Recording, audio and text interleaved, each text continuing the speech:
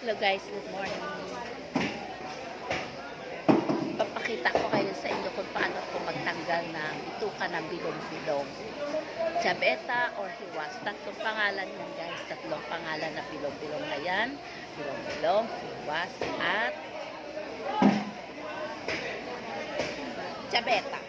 Yan. Ganito guys. Diba? Manipis lang siya guys, pero masarap siya.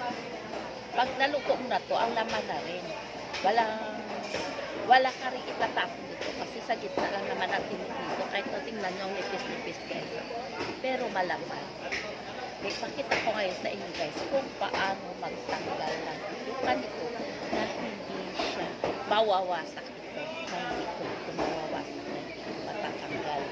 Yung iba kasi pinapatanggal pa to, hindi na maganda tingnan. Kaya papakita ko ngayon sa inyo kung paano magtanggal nito na hindi na masisira ang kanyang dito ba? Dito. Ganyan lang gawin guys. Yan, diba? Bibutasan na natin. Tapos ihihuwaan na lang natin dito naman. Guys. Bubuksan natin dito para matanggal yung bituka. Hindi na kailangan tanggal ito. Magbubutas lang tayo dito para matanggal yung bituka sa loob. Diba guys?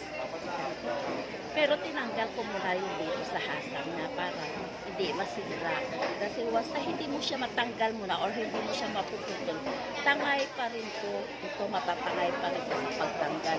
Kaya kailangan natin tanggalin muna ito or hatiin, putulin bago natin butasan yung dito guys. Diba guys?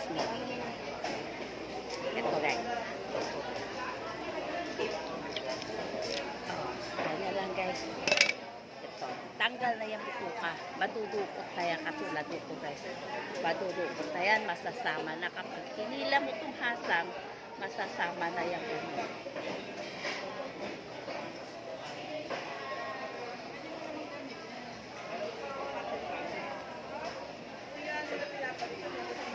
Diba guys, nasasama na yan. Pag hinila mo tong hasang, dahil may butas na to siya dito, ito lang ang kailangan para hindi masisira. Kasi hindi mo siya maputol dito.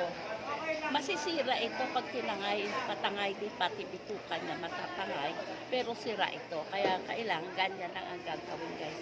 Hatiin lang dito para matangay na rin. Kapag kinuha mo tong hasang, matangay na rin siya guys. So, ayan guys.